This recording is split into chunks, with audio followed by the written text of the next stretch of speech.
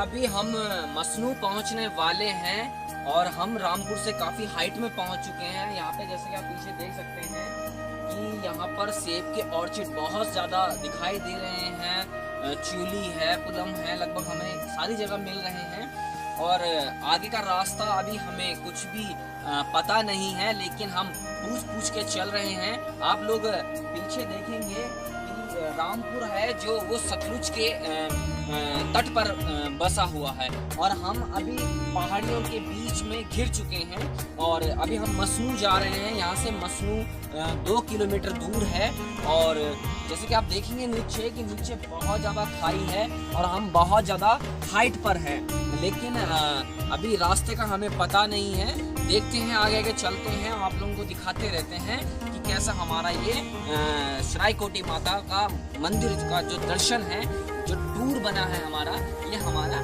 कैसा रहता है। ये हम मसनू से थोड़ा सा पहले सरायकोटी के लिए कट चुके हैं, जो कि पूरा ऑफ रोड है। आप लोग रोड देख सकते हैं, रोड बहुत ट्रिपिकल है और शायद अभी हमें ये दारन घाटी पहुँच 10 किलोमीटर है और उसके बाद भी शायद हमें अभी बहुत दूर जाना है।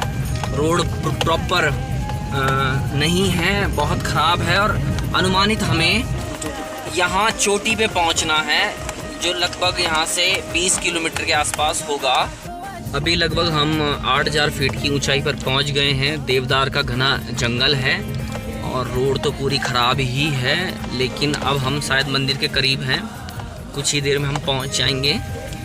और रास्ता बहुत ट्रिपिकल होता जा रहा है, घना जंगल है देवदार का और अभी हमें बहुत हाइट पर पहुंचना है। हमें घर से निकले 2.5 घंटे हो चुके हैं और निरंतर हम पहाड़ी पर चढ़ रहे हैं। यहाँ ठंड का एहसास भी हो रहा है, हवाएं एकदम आर्द्र हैं और देखते हैं, रोड आप देख रहे होंगे कैसी चल रही है। हमें अभी इस टॉप में जाना है, मंदिर वहाँ है और लगभग यहाँ से भी 5-7 किलोमीटर अभी बाकी है। इस वक्त हम दारन घाटी के आसपास हैं। दारन घाटी लगभग यहाँ से 5 किलोमीटर है और आप लोग नज़ारा देखिए कि हम लगभग अभी 9-9,500 फीट की ऊंचाई पे आ चुके हैं और ये जो रोड आप देख रहे हैं ये पूरी ऑफ रोड ही है। और मसनू से सरायकोटी तक 16 मोड़ इसमें कटते हैं। 16 मोड़ कटने के बाद हम मंदिर में पहुंच जाएंगे। और आप लोग नज़ारा देखिए कि यहाँ पर बुग्याल प्रारंभ हो चुका है। यहाँ पर घासें छोटे रूप में और मैदानी रूप में दिखने लगी हैं और पेड़ पूरे देवदार से घने जंगलों के बीच में हम चल रहे हैं। हम अभी टॉप में पहुंच चुके हैं। देवटी यहाँ से 18 किलोमीटर है और अभी हमें 1-1.5 किलोमीटर और आगे जाके गाड़ी स्टॉप करनी है और फिर हमारा पैदल ट्रैक होगा। और आप लोग व्यू देखिए कि हम कितनी हाइट पे हैं। मैं आपको व्यू दिखाता हूँ।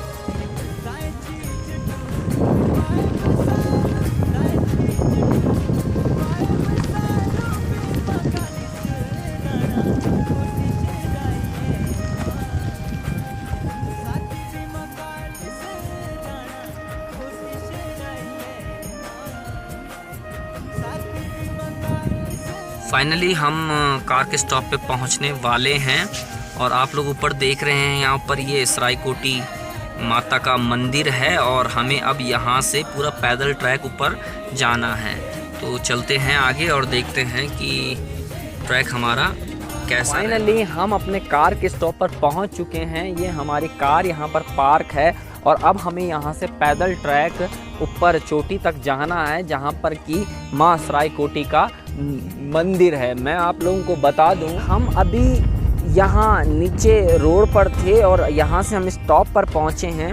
मैं आप लोगों को बता दूं कि सरायकोटी माता का जो मंदिर है ये शिमले ज़िले, हिमाचल प्रदेश के शिमला ज़िले के उपमंडल रामपुर बुशहर के ग्राम सभा जो ग्राम पंचायत है वो कुल्हा में पड़ता है। और आप लोग ये देखेंगे कि ये पूरा दारन घाटी क्षेत्र है और ये जो टॉप है इस टॉप के ठीक पीछे रामपुर उपमंडल है। और हम डायरेक्ट बैक साइड आ गए हैं जहाँ से कि हमें यहाँ ऊपर टॉप पर पहुँचना है। ये लगभग 11,000 फीट की ऊंचाई पर है जहाँ पर अभी हम जाने। हमारी कार पार्किंग थी और इस कार पार्किंग के बाद हम पूरा यहाँ से कवर होते हुए पैदल चल रहे हैं।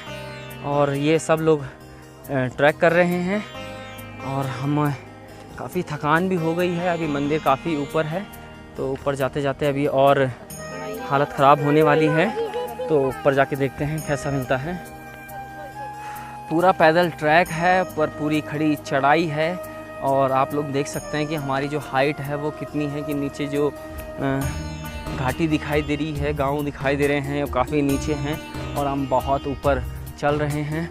रास्ता एकदम खड़ा है, आ सकती यहाँ गाड़ी भी है लेकिन नीचे रास्ता बंद किया गया है। इसमें पूरा पैदल ही हमें चलना पड़ रहा है। तो अब मंदिर पर जाके आप लोगों को मंदिर के दर्शन कराते हैं। आप लोग मंदिर का नज़ारा देख रहे हैं। हमारा ये सफ़र मंदिर के यहाँ पर अब शुरू होता है। सीढ़ियाँ हैं और ये ऊपर मंदिर है।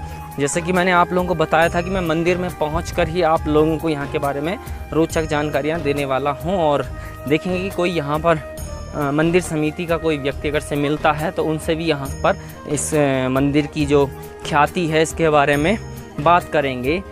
लेकिन हम बड़ी कड़ी मशक्क़त के बाद समुद्र तल से 11,000 फीट की ऊंचाई पर फाइनली पहुंच गए हैं। और ये लीजिए आप दर्शन कीजिए माँ सरायकोटी की।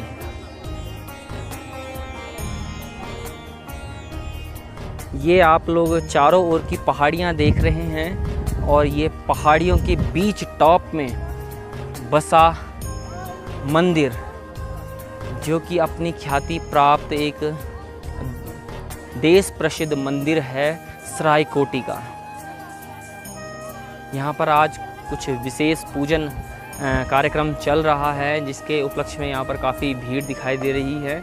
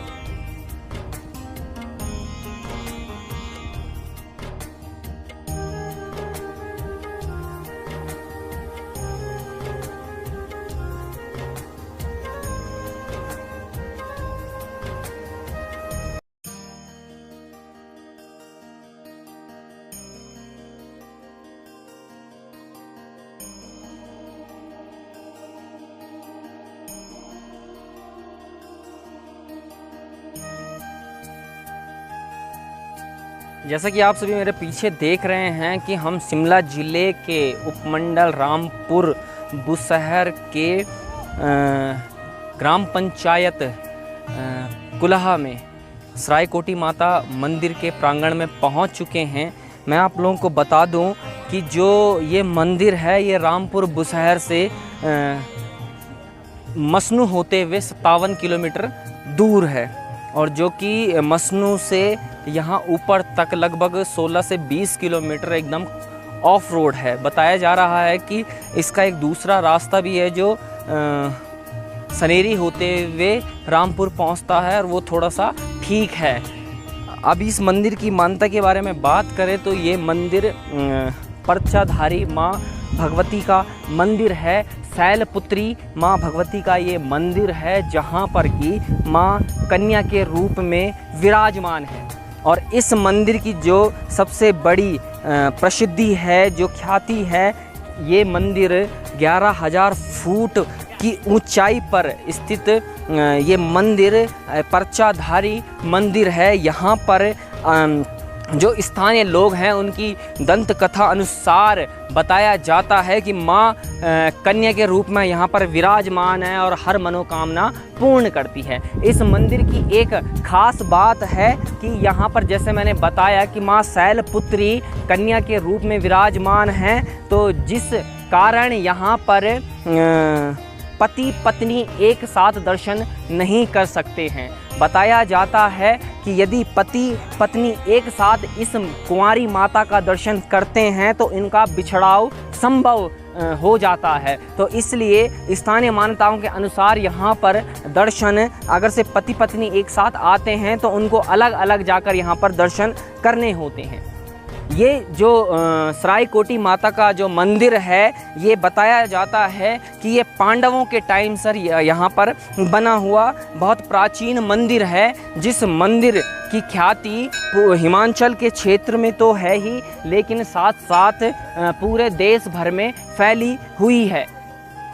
यहाँ के पंडित श्री शर्मा जी के अनुसार बताया जाता है कि जो यहाँ की ध्यानत होती हैं, ध्यानत का मतलब कि जो इस क्षेत्र की कन्याएं होती हैं, यदि उनका विवाह कहीं और दूसरी क्षेत्र में होता है या यहीं भी होता है तो वो अपने संतान की जो यहाँ से मनोकामना मांगती है। मैं आप लोगों को पहले बता दूं कि ये जो पर्चाधारी मंदिर है ये संतान प्राप्ति के लिए बहुत पर्चाधारी मंदिर है। यहाँ पर लोग अधिकांशतः संतान की प्राप्ति के लिए यहाँ पर मन्नतें मांगते हैं और जब वो संतान पैदा हो जाती है तो उसके बाल को यहाँ पर म्यूतना पड़ता है, यहाँ पर चढ़ावा देना पड़ता है। जैसे कि आप लोग मेरे पीछे अभी मैं आप लोगों को दिखाऊंगा कि यहाँ पर बहुत सारे बच्चों का एक साथ मुंडन हो रहा है।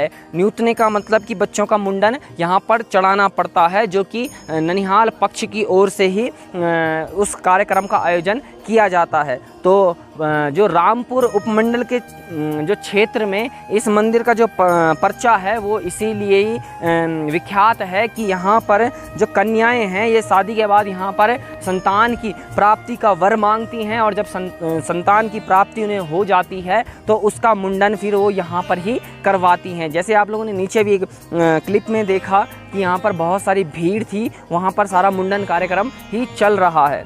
मेरा परिवार अभी जो मेरी श्रीमती हैं, मेरे बच्चे हैं, ये अभी अंदर दर्शन करने जा रखे हैं। और जैसे कि मैंने आप लोगों को बताया है कि यहाँ पर सुहागन जोड़ा एक साथ दर्शन नहीं करता है, यदि वो दर्शन करेगा तो उनका बिछड़ाव संभव है। तो इसलिए अभी मेरी धर्मपत्नी अंदर दर्शन करने जा रखी हैं। जब वो दर्शन करके आ जाएंगी फिर मैं दर्शन करने जाऊँगा और कोशिश करूँगा, वहाँ परमिशन लूँगा कि यदि वो अंदर की मुझे रिकॉर्डिंग करने दें तो मैं आप लोगों को दिखाऊंगा कि ये मंदिर अंदर से कैसे दिखाई देता है। तो आप लोगों को मैं जैसे बता दूं कि ये पांडवों के समय का ये मंदिर है और यहाँ पर कुछ दंत कथाएँ भी हैं, जो दंत कथाएँ भगवान शिव जी और पार्वती से संबंधित हैं कि जब भगवान शिव जी ने गणेश जी को और कार्तिकेय जी को पूरे ब्रह्मांड 3 लोकों का भ्रमण करने के लिए कहा था, चक्कर लगाने के लिए कहा था, तो गणेश जी ने अपने माता पिता के चक्कर लगाए थे और कार्तिक जी पूरे ब्रह्मांड घूमने लगे निकल पड़े थे।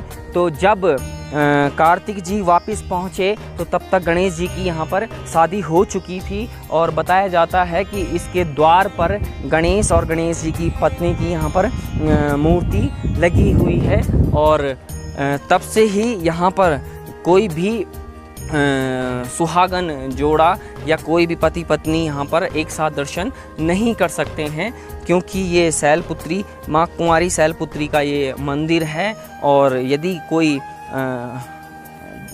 पति पत्नी यहाँ पर दर्शन कर लेते हैं तो उनका बिछड़ाव संभव हो जाता है। ये स्थानीय मान्यताएं हैं कि आप लोगों को मैंने भी बताया था कि इस मंदिर में जो ध्यान होती हैं वो संतान प्राप्ति के बाद यहाँ पर मुंडन के लिए अपने बच्चे को नियुक्ति हैं। तो यहाँ पर ये देख रहे हैं आप कि ये मुंडन का कार्यक्रम चल रहा है। फिलहाल मैं लेट हो गया हूँ, मुंडन तो हो चुका है, लेकिन ये मुंडन के बाद जो यहाँ की स्थानीय जो रीति रिवाज हैं उनके आधार पर यहाँ पर ये मेहमानों के साथ शायद ये कुछ माल्यार्पण वगैरह हो रहा है। यहाँ पर लोग अपना जो ये मुंडन कार्यक्रम है इसको बड़े उल्लास के साथ मना रहे हैं और सभी जो स्थानीय परंपरा के अनुसार यहाँ पर कार्यक्रम आयोजन किया जा रहा है। यहाँ पर भोज का भी आयोजन होता है और यहाँ पर भोज के लिए भी अलग अलग परिवार से जिन परिवार के लोग यहाँ पर मुंडन कार्यक्रम के लिए आ रखे हैं उन लोगों के अलग अलग भोज यहाँ पर बन रहे हैं। सभी मेहमान यहाँ पहुँचे हैं। जो यहाँ पर मुंडन हुआ है उस मुंडन के मैं थोड़ा लेट हो गया हूँ, लेकिन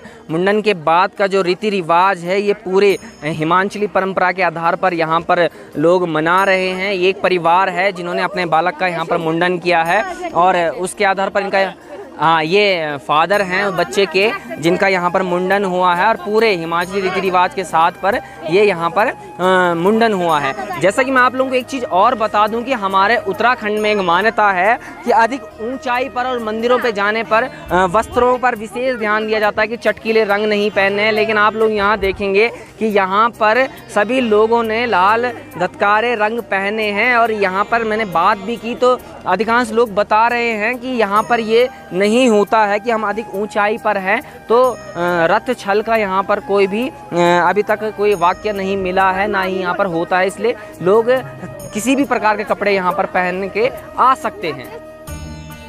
जैसा कि मैंने आप लोगों को बताया है कि जो मुंडन के बाद यहाँ पर सभी गेस्ट आते हैं, मेहमान आते हैं, उन लोगों को मुंडन करने वाला परिवार से सम्मान के साथ हिमाचल का जो कल्चर है, महिलाओं को ढाटू और प्रसाद और पुरुषों को हिमाचली कैप इत्यादि भेंट कर ये जो आयोजन है ये संपन्न किया जाता है। सरायकोटी माता मंदिर की एक जो विशेषता है वो यही भी है कि इस प्रकार के यहाँ पर 7 कुएं हैं। आप लोग अनुमान नहीं लगा सकते हैं कि 11,000 फीट की ऊंचाई पर हमें ऐसे कुएं मिल रहे हैं जो कि 7 हैं। और स्थानीय जो यहाँ पर लोग हैं इनसे बात कर पता लगा तो इन्होंने बताया है कि इन जो कुएं की है एक रहस्यमयी एक विशेषता है और थोड़ी बहुत जो जानकारी है जो पूर्वज यहाँ के बताते हैं वो ये बताते हैं कि कोई इस कुएं में अगर से गिर जाता है तो वो अगले मंदिर में शिफ्ट हो जाता है। लेकिन विशेष जानकारी इसके बारे में मुझे भी पता नहीं है। यदि यहाँ मंदिर समिति से हमें कोई मिलता है तो हम उनसे बात करके इसके बारे में ज़रूर आप लोगों को बताएंगे कि इसकी जो विशेषता है वो किस प्रकार की विशेषता है। अभी मैं आप लोगों को लेके चल रहा हूँ जहाँ पर मुंडन के बाल काटे जाते हैं, तो आप लोगों को वहाँ पर जाकर दिखाता हूँ कि यदि किसी के मुंडन हो रहा होगा तो अभी हम उनसे उनकी क्लिप एक ले लेंगे। जैसा कि मैंने आप सभी को भी बताया था कि यहाँ पर जो ध्यान होती हैं वो अपने संतान प्राप्ति के बाद यहाँ पर अपने बच्चे के मुंडन के लिए यहाँ पर नियुक्ति हैं। तो कुछ परिवार यहाँ आए हैं जिनके बच्चों का यहाँ पर मुंडन हो रहा है। अभी तो जो परंपरा के आधार पर बच्चे के बालों की जो पूजा हुई है इसके बाद अब मुंडन कार्यक्रम शुरू होगा। तो ये वही स्थान है जहाँ पर बच्चों के बालों को गिराया जाता है और यहाँ पर बच्चों का मुंडन संपन्न होने के बाद ऊपर बकरा कटने के बाद भोज होता है और भोज होने के बाद ये जो रस्म होती है, रीति रिवाज होते हैं, इस मंदिर की जो परंपराएं हैं ये पूर्ण रूप से पूरी होती है। अच्छा मैम, आप लोग कहाँ से आए हैं? अच्छा, आप लोग गौरा से आए हैं, ठीक है। तो यहाँ पर दूर दूर के लोग आते हैं और जैसा मैंने आप लोगों को बताया था कि ये शिमला ज़िले में ख्याति प्राप्त मंदिर है और पूरे शिमला ज़िले के लोग यहाँ पर आस्था रखते हैं जो कि अपने बच्चों। अच्छा, एक चीज़ है और है यहाँ पर कि जो ये मुंडन का यहाँ पर जो परंपरा है ये बहुत सदियों से होती चली आ रही है और इस चीज़ की बहुत बड़ी मान्यता है। जैसे बच्चा जब संतान की प्राप्ति यहाँ से हो जाती है मन्नत मांगने के बाद, तो वो माता पिता अपने बच्चों के बाल तब तक कैंची नहीं लगाते हैं जब तक कि इस मंदिर पर उन्होंने उन बालों को चढ़ावा नहीं दे देते हैं। तो धन्यवाद आप लोगों का। अनेकों रहस्यों से भरा ये मंदिर अपने आप में एक पेचीदा है। मुझे भी यहाँ की जो जानकारी है उसको जानने की उत्सुकता है कि मुझे यहाँ कोई मिले और मैं इस जानकारी को संजोऊं कि ये जानकारी क्या है। जैसे कि आप लोग देख सकते हैं कि ये छोटा सा एक प्रांगण है जहाँ पर कुछ प्राचीन मूर्तियाँ दिख रही है। एक चौमुखी मूर्ति है और ये भगवान जी की मूर्ति है। और ये आप लोग देखेंगे कि ये सब किसी न किसी विशेषता के आधार पर ही बने होंगे, लेकिन इसकी जानकारी जब हमें प्राप्त होगी तो हम जानेंगे कि ये मंदिर इतनी ऊंचाई पर इतना पर्चाधारी, जिस प्रकार आप लोगों ने यहाँ देखा कि लोगों की जो श्रद्धा है, कि श्रद्धा के आधार पर लोग यहाँ पर आते हैं और अपना जो मन्नतें हैं, अपने कार्यक्रम हैं, उनको पूर्ण करते हैं। माँ सरायकोटी के मंदिर में हमें पंडित जी ने अभी समय निकाल के अपना एक समय दिया है कि हमें यहाँ के बारे में कुछ बताएंगे। तो जी पंडित जी, आप थोड़ा मंदिर के बारे में हमें कुछ बताएं। ज़रूर बताएंगे। जैसे कि ये जो मंदिर है ये बहुत पुराना मंदिर है और हमारे जो बुज़ुर्ग लोग हैं, काफ़ी हमारे दादाजी कहते थे कि हमारे दादाजी भी वही, तो यानी ये बहुत पीढ़ी दर पीढ़ी बहुत पुराना मंदिर है। तो इसका जो इतिहास है इसको आप बताया गया है कि भी जिस वक्त कहते हैं दैत्यों का राज हुआ था, तो ब्रह्मा विष्णु शिव ने कहते उनको उनका निवारण करने के लिए जो है माता जगत जननी की जब आराधना हुई तो कहते हैं ये कन्या रूप में प्रकट हुई थी। और प्रकट होने के बाद जो है ब्रह्मा विष्णु शिव ने सब देवों ने इसके पास जो है मतलब अपने शस्त्र अस्त्र शस्त्र दिए गए हैं। तो जब माता के पास वो अस्त्र शस्त्र आए हैं तो कहते हैं उनको उन शस्त्रों की परखा करने की थोड़ी सी ज़रूरत पड़ गई। तो उन्होंने जो है माता ने ये परखा करने के लिए यानी ये स्थान चुना। यहाँ पे जो है ब्रह्मा विष्णु शिव की आराधना करके उन्होंने उन शक्तियों का आभास किया। और कहते हैं जब वो तपस्या यहाँ पे कर रही थी तो कहते एक यहाँ पे ऋषि आया, वैसे उसको सुमेधा नाम के से जाना जाता है। तो वो जब यहाँ पहुँचा तो उसने देखा भी ये कन्या जो है ये मतलब यहाँ क्या कर रही है। तो उसने पूछा बेटा आप क्या कर रहे हैं।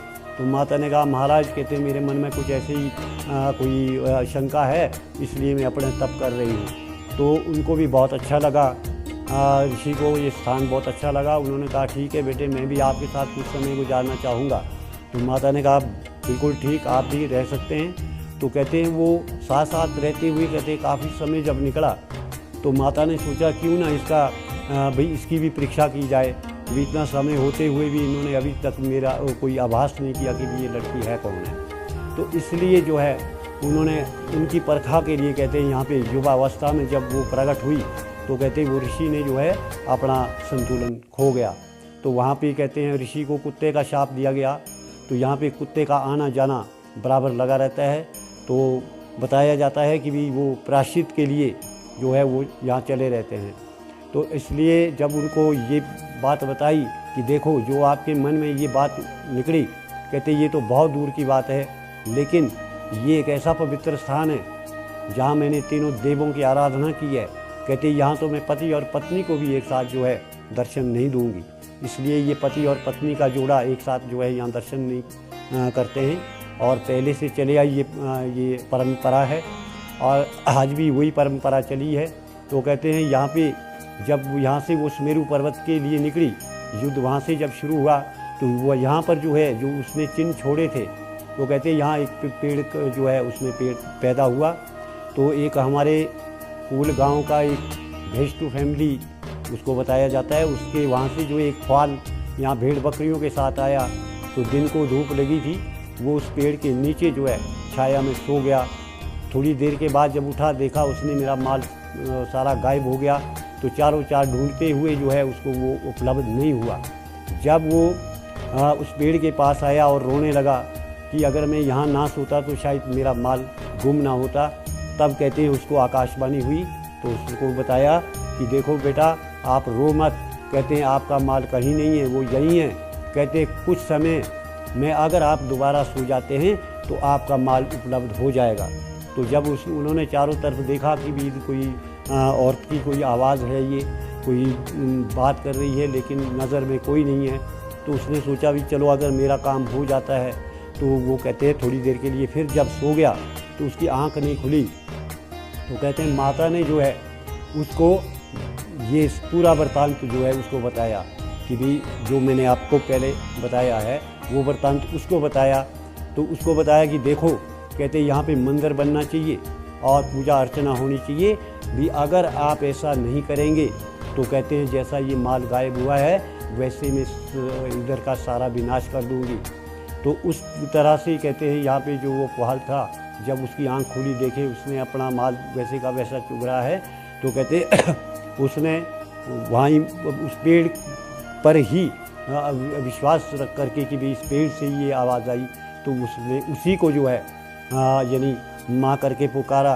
तो हमारे ऊंचे स्थान को शरकोट के नाम से जाना जाता है, तो लेकिन उसने स्त्रीलिंग में इसका नाम जो है श्राईकोटी रखा है, तो उसी के द्वारा इसका नामकरण हुआ। तो कहते हैं फिर वो पेड़ की पूजा ही की जाती थी। तो काफ़ी समय के बाद कहते हैं यहाँ पे जब सिरमौर के राजा आए घूमते घुमाते, तो कहते हैं यहाँ बहुत पूजा पाठ हो रही थी। तो उन्होंने पूछा कि भाई देखो ना कोई मूर्ति है ना कुछ है, इस पेड़ की पूजा जो है इस आस्था के साथ कर रहे हैं। तो उन्होंने कहा कि भाई आप किसकी पूजा कर रहे हैं? तो जो पूजा करने वाले पुजारियों ने बोला महाराज कहते ये जो है हम जगत जननी की आराधना कहते हैं यहाँ कर रहे हैं। कहते हमारी ये जगत की माता है और ये हर चीज़ को देने वाली माता है। तो उन्होंने कहा कि भाई क्या क्या वरदान देती है? तो पुजारी ने कहा महाराज कहते ये सबसे ज़्यादा कहते लोगों को पुत्र का वरदान देती है। तो जब राजा को ये पता चला कि भाई पुत्र का वरदान देती है, तो उन्होंने कहा कि भाई ठीक है, अगर मेरे भी कहते हैं पुत्र हो जाता है तो कहते हैं मैं आपके इस मंदिर का भव्य निर्माण करूंगा। और उसी कहने से कहते हैं उनके जब पुत्र की प्राप्ति हुई तो उन्होंने इसका भव्य निर्माण करवाया मंदिर का। और उसके बाद उन्होंने इसको राजा बुशैर के उसमें सौंप लिया। तो बुशैर के राजा ने हमारे उनके वज़ीर थे, यहाँ कूल के जो बिष्ट है, अभी कूल के बिष्ट के नाम से जाने जाते हैं, तो उनके पास जो है वो कारोबार संभाल दिया गया और वो उन्होंने जो है आगे उसका संचालन चलाया, कारोबार चलता गया। तो काफ़ी समय हो गया, लोग काफ़ी भीड़ भड़ाके में आते थे, लेकिन नई जनरेशनों ने जो है उन्होंने कहा महाराज कहते यहाँ पे व्यवस्था कुछ नहीं है, कहते इसको क्यों हम ट्रस्ट में दिया जाए ताकि इसकी व्यवस्था अच्छी तरह से बने। तो उसके बाद जो है ये ट्रस्ट में जब गया तो उसके बाद ट्रस्ट वालों ने जो है इसका आज इतना बड़ा भव्य निर्माण करवाया और अभी काम चला है। अभी तक इस मंदिर की अभी तक कोई प्रतिष्ठा नहीं हुई, अभी काम बड़ा अधूरा पड़ा है क्योंकि इसमें अभी अंदर का काम भी बहुत है। तो उन्होंने ही कहते हैं इसका जो है अनावरण कराया, यानी सिरमौर के राजा ने उन मूर्तियों को उनके ही द्वारा शिल्पकला हुई है और उनके ही द्वारा जो है ये स्थापित की गई है। तो कालेश्वर महादेव के आदेश के अनुसार हमारी देवठी में जो है कालेश्वर महादेव जी है, तो उनके आदेश के अनुसार जो है कहते हैं उस पेड़ को काट करके उसके ऊपर इसको बैठा दिया गया है। तो जबकि अभी भी नवरात्र टाइम में जब इसके विशेष अभिषेक किया जाता है तो अभी भी वो जो उसके पेड़ का जो जड़ है अभी तक जो है वो मौजूदा है, उसके जो है विशेष स्नान जो है नवरात्रों में किए जाते हैं। और बाकी लोगों की काफ़ी बड़ी भीड़ लगी रहती है नवरात्रों में, ज़्यादातर जो है भीड़ लगती है।